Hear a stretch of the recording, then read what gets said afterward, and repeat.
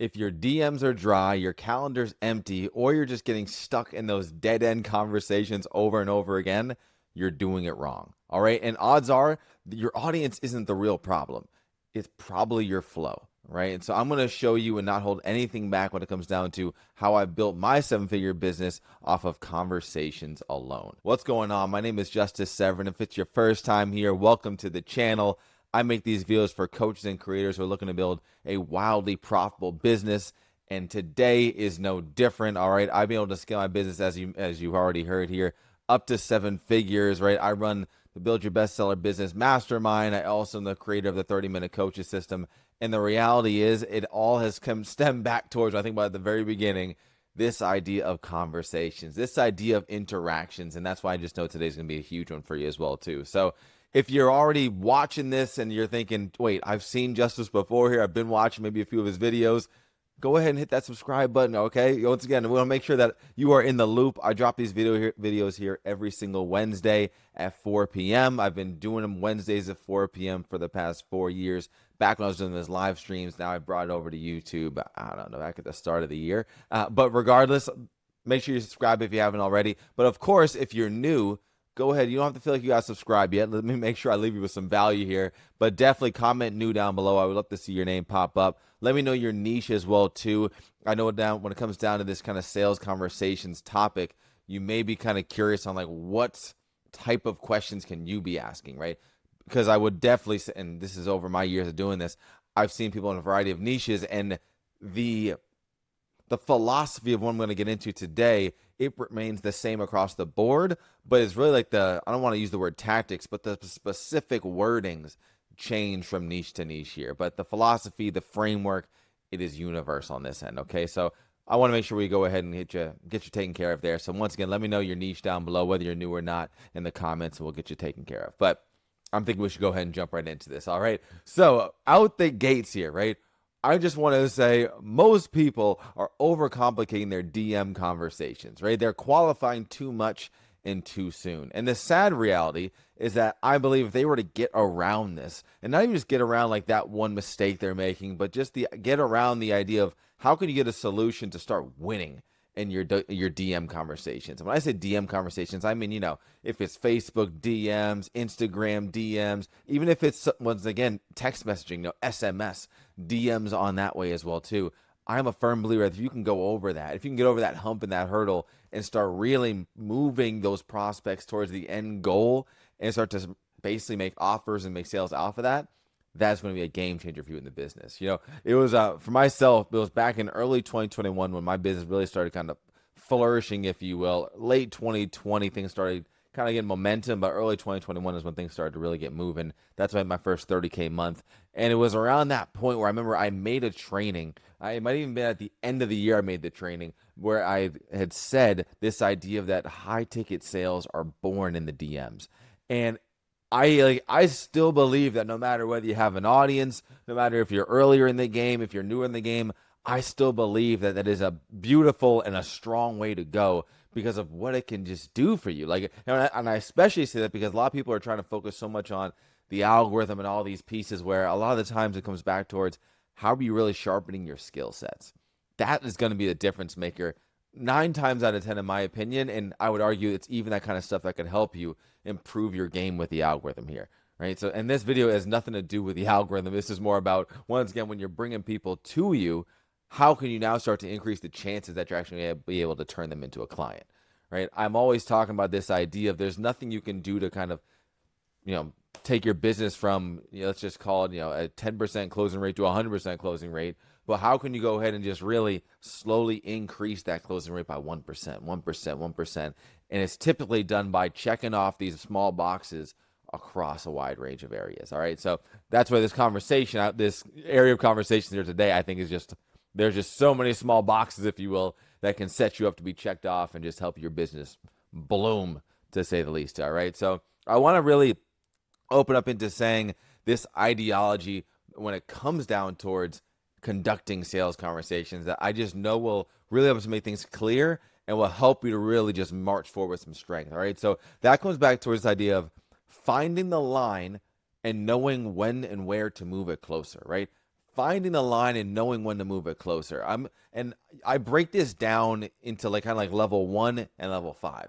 I have a client, his name is Alan, and we had a conversation just yesterday on a one-to-one call. He's a great guy, solid business. He's smart, he's a hustler, right? But he's operating where really like his leads need to kind of, in a sense, I would almost say like his leads need to submit a college application before they can even have before he's open to getting on a call with them, before he's open to put him on his calendar, before he's ready to make that offer. We're going to talk about what I mean when I say offer here too, but basically get them to that execute stage, right? And so we talked about this idea of moving the line closer versus putting it way out in level 5, right? I was telling him that he's basically at a level 5 with where his line is at.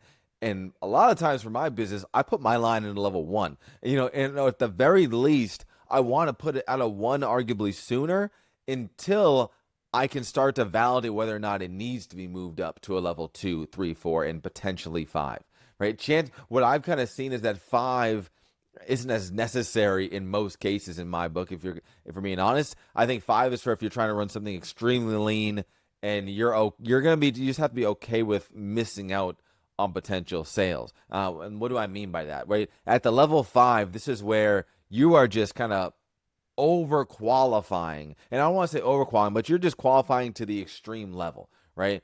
And to me, with level 1, it doesn't mean that you just stop qualifying. Right? You're just kind of really, you're stopping this idea of creating these unnecessary breaking points inside of your process. That's really the big difference, right? And so when it comes down to like asking these questions, I want you to keep this in mind.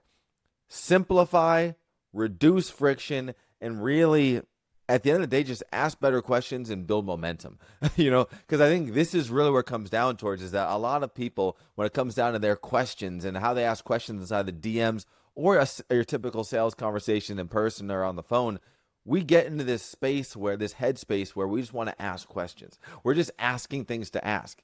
And I think that a lot of it comes down to fear. And even with the client I was talking to, like fear ties to it, but it's just not fear how you imagine, right? And part of me wonders like how much you feel like it is actually fear, because here's the thing. Is basically when you're at that level 5 of looking to ask all the questions, like I said, trying to make your prospect kind of pass this college application before they can receive your offer, be open to hear your offer. The problem is that you kind of go ahead and you're just putting yourself in a box, right? You're having this situation where you are now just over asking these questions time and time again, and you're putting yourself in a position where now the wrong people you're getting a conversation with for too long of a time, and you're actually losing out on good prospects where you're just over asking, you're not getting to the place you want to get to. So the fear part kicks in where you're now asking all these questions just so that when you make that offer, and we're going to talk about these kind of different levels of offers, but let's just roll with that terminology right now. When you're making that offer, you are going to have a higher chance of hearing a yes back. And so the fear comes back towards you really do not want to hear a no, right? And I'm not even talking about like you're getting a yes on them purchasing your offer, but just like them being willing to hear your offer, you want to hear that yes. So you're doing this overqualification when you're at this level 5, if you will. And so that's where a lot of times I have to kind of bring this out of students where they're going at it at this level 5 approach because they don't want to hear those no's, right? They'd rather have it where just everyone, when they make an offer to, is willing and open to hear that offer. When in reality, they're just turning off a lot of people. They're wasting time with people they shouldn't be talking to. But in their mind, their percentage of yeses are higher. And that's where, to me, I would rather flip it on its head where your percentage of yeses are no, but the volume of yeses are higher. Do we see the difference here? And that's where a lot of times now, a lot of these people start to think, well, I don't want to be wasting time, X, Y, Z. But then this is when we get to the real core of it, where the reality is, what else are you doing with your time? I literally said, like I said there before in the training I did in 2021, high ticket sales are born in the DMs. It's tough for me to think of a better income producing activity that you can be doing with your time compared to having these types of conversations. So if we understand this to be true, then you really aren't wasting your time. This is probably one of the best uses of your time, and you're getting more yeses and more people you can actually put your offer in front of, which is going to inevitably build up your pipeline and allow your nurture process to be even stronger once you start adding in things like email marketing, your social media content, keeping that in front of your audience to really keep things rising and shining and moving. All right. So this is just why it's so powerful and why it's so impactful here. So this is why at the same time we need to get better at these pieces I mentioned, right? Simplify our questions, reduce that friction, ask better questions, be more intentional, and try to actually build momentum as we're going through. I had another client, Mel, where we were on another coaching call there too. That was a one-on-one here, and I was I was messing with her. She's newer, and basically I was just kind of looking at some of her comments. I was like, look, in the beginning, and it's I think I was maybe a little more blunt, and I was like, right now you're just terrible at the DMs, like that is, and I said with a smile on my face, I'm like, I'm just being blunt here, but I can tell that as you are growing right now, as you're listening to me, because we're reviewing your DMs, I'm like, it's hitting you, it's resonating with these tips I'm giving you right now. So go ahead and implement those, and you're going to naturally get better and better over time, right? Then literally, not even a week later, I think it was like literally maybe 2 days later. I want to say the next day, but maybe 2 days later, boom, she booked 3 calls just like that, right? Quickly after she made those tweaks. And it's because it really comes back towards just you having that straight path to bring your prospects down. That's where things can really start to make a splash in the business, right? And this even can come into play for sales calls. I can remember back when I was, I think it might have been back in 2020 when I started to kind of get my first initial sales really moving in the high ticket space with my own offer. I was on a call with a mentor. I was a student. I still am a student in the game, right? But I was on a call with my mentor, and we were reviewing a sales call of mine. And I remember, we even joke about this still, because I still keep in touch with them. We still even joke about this as well, too, where I was on the call with him, and the prospect I was talking to, they were really, they were engaged. They really liked what I was saying. They wanted to hear the offer. They wanted to proceed, is what the vibe felt like in the conversation. But I just kept on going. I kept on following, quote unquote, my script. I just kept on asking more questions, feeling like I need to check off all of these boxes before I was willing to make the offer. Right. And then what ended up happening is when I finally got to making the offer, I realistically had it where I was like ready to go. And I remember he had a phone call come in and he had to pick up the phone call. Right. And so he's on the phone call there. And before you know it, the phone call, I don't know what happened on the phone call, if it was a smoke screen, whatever. But it probably wasn't, because I didn't really even get into my offer to finish it. And before you know it, he said that he had something come up and he had to leave. And this prospect never ended up buying from me. So it's like we are just sitting there wasting time, making it where people who want to buy from us, we're basically turning them off without even knowing it, just because we're going so deep into it there. So this same philosophy we're getting into, it can really help you once again, whether it's in the DMs, text, sales call, whatever it is. It's these overall sales conversations, all right? This framework overall is going to be able to convert these conversations and turn them into clients for you. So big here. And that's why it's better if we can start to really understand how we can bring these conversations down this straight line, down this path. I want you to really view it that way. Imagine for you, you have it where you're starting at the starting line, and then, I guess I'll put it this way. You have a starting line and the finish line. The goal is to get there in one straight path. The reality is it will never be that smooth, and not never. It'll happen, but that's just not the typical norm. So maybe it's like you're kind of going like this, right? You're going like this. There's small little waves, small little ripples. But people who are just kind of, like I said, in that level 5, where they're going over and over on just asking crazy amount of questions here. The problem is that they're going like monsoon waves up and down before they're finally getting to that end point, right? And that's where it gets tricky. And this is why. And I'm not teaching you this just because of it's this theory and philosophy here. When I was talking about the first client in this conversation here today, where when we got on this call, one of the first things that came up was, all right, my bookings have dropped, right? The client I had there, we literally got off, when we got on the call, we were reminded ourselves of how literally the first 4 months of the year were all 10K months, the highest one being a 15K month, right? And so, and the amount of call bookings were higher those months, but they started to drop. And so this is where now we can start to introduce this ideology of this level 1 versus level 5, right? Level 5 being where he was at, thinking, all right, I need to ask all these questions, pre-qualify like crazy, get them to submit this college application, quote unquote, before I'm willing to share my offer with them, right? But if you're at the point where, and this is why I'm such a believer in reviewing your data, where your bookings are now dropping drastically, Now it's time to go ahead and maybe drop from a level 5 of questions and bring it back down to level 1.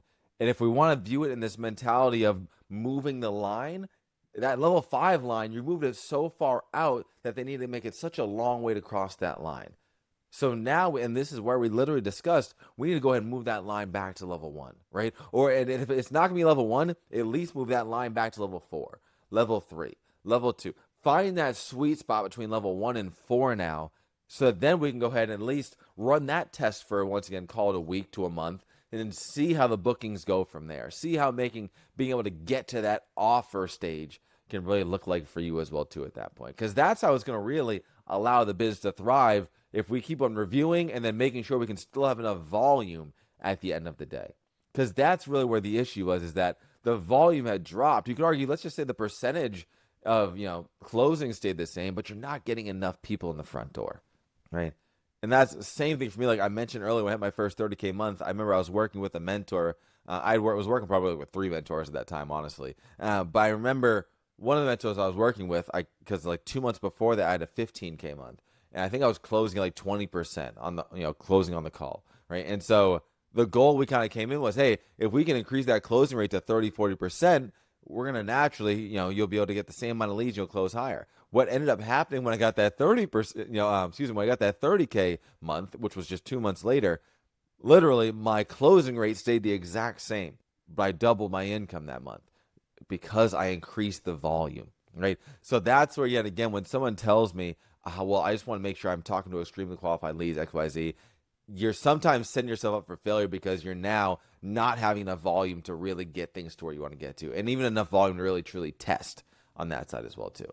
Right? And so this is why now when it comes down to creating questions for your conversational flow, it's really important to make sure that you have designed what this straight line looks like. And in reality, a good way to go about that is reverse engineering sales conversations from the goal backwards, right?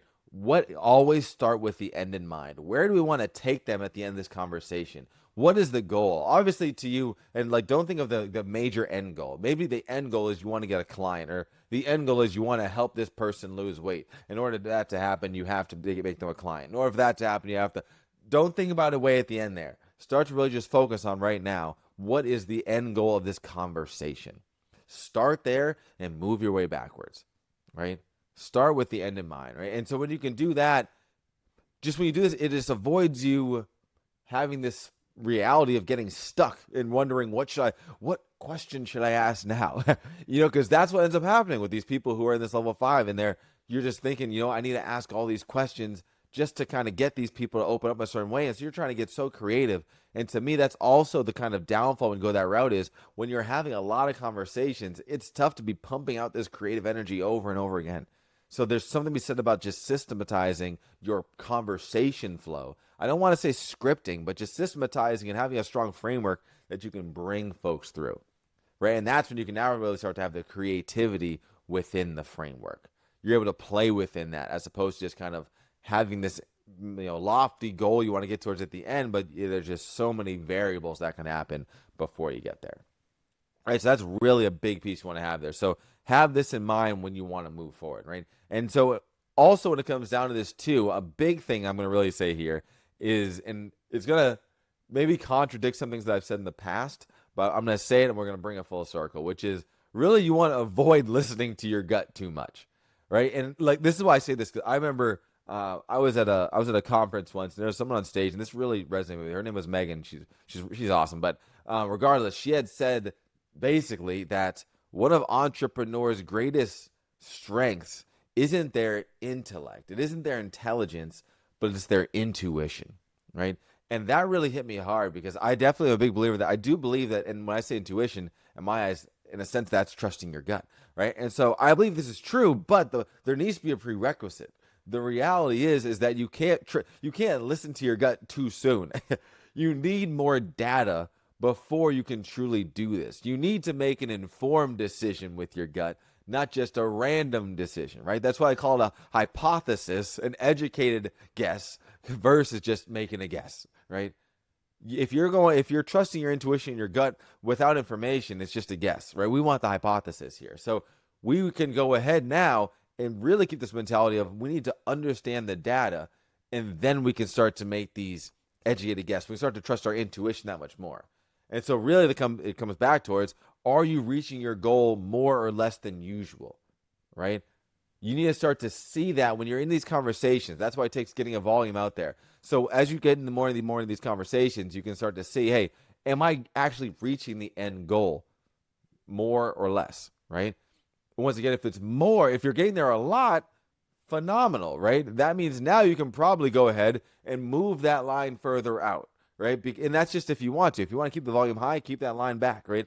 But if you want to start out fine-tuning, pre-qualifying stronger, you can move that line further out, and now you can sharpen up the quality, get on less calls, but still have a high enough volume to where it's not, so you're saving time, but high enough volume where you're now protecting some more time and energy as well too, right? But if you're getting less, right, if you're getting less leads, you now need to go ahead probably and move that line back, right? And that's where I want you to see it, right? So trust your gut, but keep this in your back pocket and keep this as a reality and kind of a compass to follow.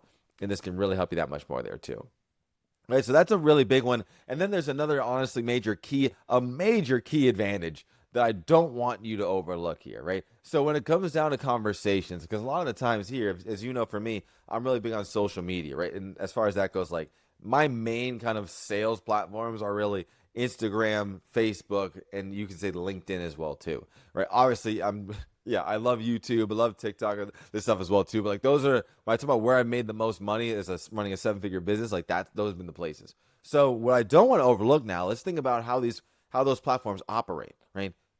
You don't want to overlook how content and your personal brand plays into this, right? Especially if you're utilizing the DMs on social media on these platforms, like I mentioned.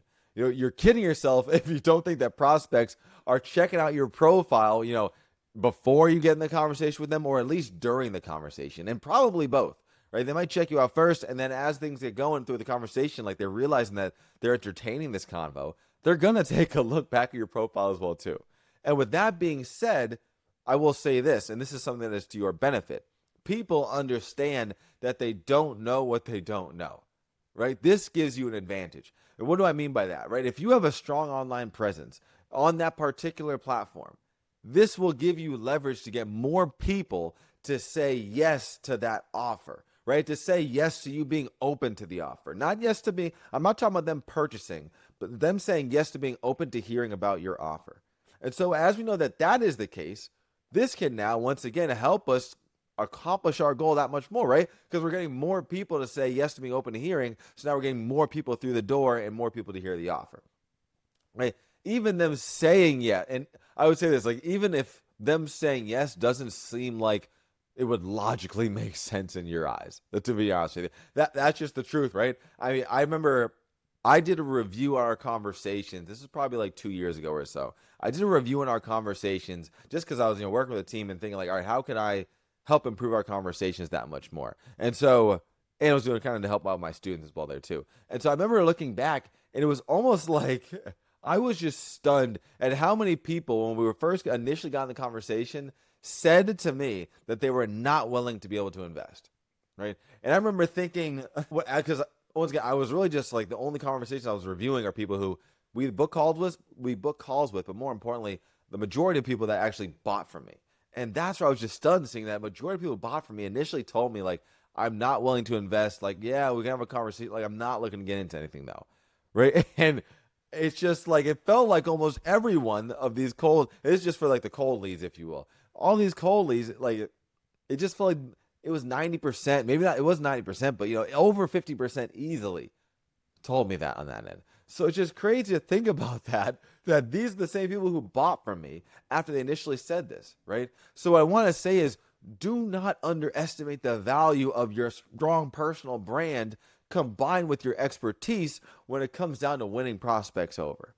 This can be a major game changer for you in the business, okay? And really, when you start to even add this to it, this helps the nurture process, really because of something I like to even call like the silent stalker effect, right? And I say this because a lot of the times, this is on any platform, realistically, they may not be commenting on your content. They may not be liking or engaging your content, but they are watching. They are watching you, and the best leads will pop back up inside your ecosystem. Right? They'll pop back up when you least expect it because of the work you put in, and you'll tend to notice that a lot of your easiest sales will come in that way. So tie in a strong brand to this idea, and realistically, if you can really tie this into returning value within your content, but also within your conversations, you'll have a larger percentage of those prospects hooked into continue wanting to chat with you, right? So it doesn't always just come down from your questions that you're asking, but it's how you can also return value within it as well too. This is a really big one, right? So, like I'm telling you, like realistically, like tap into this stuff. It is huge for you on this side, right? And definitely, if you're once again, if you're already getting a ton of value from this, hit the like button because I still got some plenty of goods here I want to get into. But hit that like button because I'm telling you, this stuff. If you go back and you rewatch this and you start to really just implement these little nuances, it can be a game changer for you, right? So, but I do want to get into the implementation of how you can really start to build this out. But I just want to make sure I highlighted that. But I would say before we do get into the tactics, let's highlight kind of what I wanted to throw out there. I want to make sure I hit this for you. The top 3 mistakes I see in sales conversations all the time, right? I say like mistake number 1, you think more questions equals more clarity, right? And it's like that's typically ends up just being noise. All right. Mistake number 2, you're waiting until someone begs you for help before offering your calendar or offering them to see your offer. And like I promise you, like that convo ain't going that far majority of the time.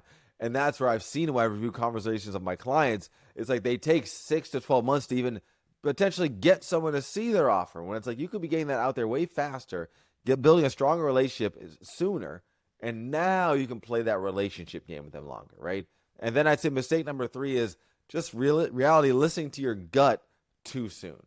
Listening to your gut when really that real data is still needed, right? Your gut can be broke. Let's not forget that too. Like, but especially if you're early in this, like you probably can't trust that intuition just yet in these areas that you might want to and may be able to in the future, if I'm being honest as well. Right. So like I said, make sure those 3 are hitting home for you as well there too. So once again, so hit that like button, hit that subscribe button too if you haven't already. I'm telling you, this I'm here to deliver the goods as always. So let's go ahead now and really start getting into the weeds of how you can implement this. All right. The first thing I want you to do now is really determine your goal. Right. Let's determine what your specific goal is. Like I mentioned before, we need to start with the end in mind. All right, let's start with the end in mind. So now how can we do this? What I call kind of the 3-lane DM system. All right, and this is because especially this is more so for the DMs, SMS conversations before you get someone on the call, or let's talk about what that even would look like. This 3-lane DM system really is broken down into 3 potential offers, 3 potential lanes that you can bring the prospect down. Right, lane number 1 are those non-monetary offers. Right, let's talk about what that is. Really, something like the main one we talk about a lot of times here. Offering a call, right? Another one, get them into your free lead magnet funnel. Like these are non-monetary offers that you can go ahead and present to somebody. The second lane, which is monetary offers, right? You can get them to your sales funnel, get them to your checkout page, your product page. You can get them to your offer doc, right? Whatever the case may be, but we're getting them something that actually has a monetary value towards it where they see it and they can buy on that same page or within that same funnel. That is the monetary offer you can make. And then I'd say the third lane is realistically the audience building offer. For this, is getting them to your group or community, basically. Those are, and there's other ways you can go as well, too. Maybe it's getting them to your newsletter, getting into, I would still call the newsletter kind of more of a non-monetary offer, but I do still think it is a little bit of a combination here. But those are the 3 lanes that you really want to focus on bringing folks through. And that's what I really kind of call when you can get someone to that stage. That's what I call the execute stage. So the goal is to get to that execute stage, get to that 3-lane DM system here, so that now you can realistically go ahead and start pushing people in that direction, building a stronger connection with the best members of your audience, right? If we're being blunt here. So that's how I really see that. And so now as you start to choose that, so what I want you to do is choose, like realistically, I personally like people putting the most energy into the non-monetary offer for the DM side. Just because of it's less friction, I just think it'll help with the volume side as well too. Once again, you can go with the monetary offer piece, but you're just going to get a lot less volume, and I don't love that for you to start. So, and this is specifically for DMs, right? I'm not talking about other ways of kind of getting people to raise their hands. But now as we go this route, I want you to now start to reverse engineer the core questions that you are going to ask in your conversations based off of the actual goal of the conversations. All right? And a simple way that you can start to kind of frame and determine what questions to ask is you want to think about it this way. You want to scope their situation. You want to understand understand what challenges or challenge they have right now in the business, and you want to understand what's their goal, what's the North Star that they're running towards. Because now, as we start to do that, we can constantly test finding the line for yourself. And we can do this, once again, not based on your gut, but based on how often you're able to not only hit your goal, but how often are you able to offer up the opportunity to hit your goal. Those are two metrics that we can really start to track and get a ton of feedback from. A lot of times, like I said, let's just say you want to offer a call in this example. How often, not just are you able to get a call booked on the calendar, but how often are you able to offer getting someone hopping on a call with you? Because that is a super important metric that we can start to track and now start to really use our intuition to make decisions off of those two numbers, off of those two metrics. That's where we want to start to trust our gut more, as opposed to you haven't even started this process and you're like, you know what? Let's go ahead and do this, which once again, it's fine to start that way, but like, don't overthink that part because you have no idea the reality of how it's actually going to play out for you in the business. So that's how you want to really go about doing this, right? Get a ton of offers out there, and then you can potentially move the line up, right? Like I mentioned, get that volume up high at this kind of level 1 where the line is back, and then you can start to move that line forward and into level 2, 3, 4, and 5 from there, right? Getting little to none, obviously, you need to move the line backwards and reduce that friction, right? Don't be the person building a 25-step maze, just to see if someone's ready. That's not what you need at that point. And you will be surprised at how many yeses are sitting right in front of you when you stop overthinking taking that route. You need to stop overthinking this whole extreme qualification process here. Like, it's 2025 as I'm recording this. Like, the reality is you need to start dialing in and just get out of your own way. All right. So there's that piece, which would just be huge for you. So keep this in mind, constantly test that line and tie it back towards reverse engineering. What are these kind of core questions? For myself, I'm able to get calls booked sometimes in 3 to 5 questions. And then people at the level 5 stage, they're asking, easily 10 to 20 questions. Let's just put it that way there. And it's not needed a lot of the times, right? And so now the way to really kind of have this and kind of view this here is I want you to also leave with this big key factor that has really helped me when it comes to positioning and kind of tying in a lot of this here. And that's this philosophy around leadership in your one-to-one conversations, especially leadership in the DMs. And I see this in 2 main ways. Way number 1 is really you must be willing to return value throughout the conversation. The thought process here is that I want to have it when I'm in a conversation with somebody, I want to make them feel like every time I ask a question, if they answer that question, they know they're going to get some free value out of me. They know that I'm going to return value and give them a light bulb moment that will potentially help them out that much more inside of their business. That's the approach we want to have, and that puts us in this leadership frame as well too when you can go that way. Right? I want them to feel like if they respond and answer the next question, they're going to get more value, which will make them want to now, when I return some more value back and ask them the next question, they're going to want to continue this conversation. We can keep moving down the right path as I lead them through the straight line, and as straight of a line as possible is the goal we're looking for here. Right? And then number 2 is, I would just say, the importance of being memorable. That's the other way to really have leadership inside of the DMs. And I would say really, you can do this by just ending the conversation in leadership, ending by dropping a nugget before you just kind of vanish into thin air, right? You can do it by making sure that you're basically leaving the conversation without your ego, regardless of how it's going, right? It can be tough to do that sometimes. You feel like, this person isn't listening, XYZ. It's like, don't let that get to you. End the conversation with leadership. That can be a very powerful thing here, right? And just to even put the bow on top of all of this, the real goal here, right? Let's not get it twisted. The real goal here is, how do I guide them to make a real decision faster? The better we can do that, the more we can actually get out there and really test and get back real numbers, the faster we can get offers made, the faster we can update and optimize, and all that good stuff. Woo! It's been a mouthful with this one here. I'm hoping you got some value out of this one. I'm telling you, hit that like button. I'm telling you, like I said, high ticket sales are born in the DMs. They're born in these conversations that you have before you get someone on the phone, before they see your offer. This is where a lot of the meat and potatoes come in that especially help my business just that much more honestly there as well too. So once again, I'll even throw this out there for you too if you haven't checked it down below. If you want my exact system that's helped me generate $1 million in sales online using really nothing but my keyboard and a plan, grab my bestseller business manuscript, and inside I actually give you access to my score framework. And that once again literally breaks down my entire DM flow step by step with scripts, transitions, all that good stuff, right? On top of that, just shares the rest of my core strategy that I teach to my clients. All right. So once again, the link's in the description. Check that out there. And also as well too, if you're really ready to put this into action and you want to go ahead and really kind of have a way to make some sales faster, I would definitely, I'll link up here above, just basically this next video I have for you where I would definitely recommend checking out. Like if you're wanting an offer that actually converts these leads into buyers now quickly, check that out, right? It's called, I think, the easiest digital product is in 72 hours to launch in 72 hours. It just basically can help you go from zero to selling. Once again, whether it's making a digital product or offer that's for free up to paid, and how you can really kind of draw that path and set yourself up for success. All right, so hopefully you got a ton of value out of this here too. Subscribe, hit the like button. I'll see you in the next video. Take care.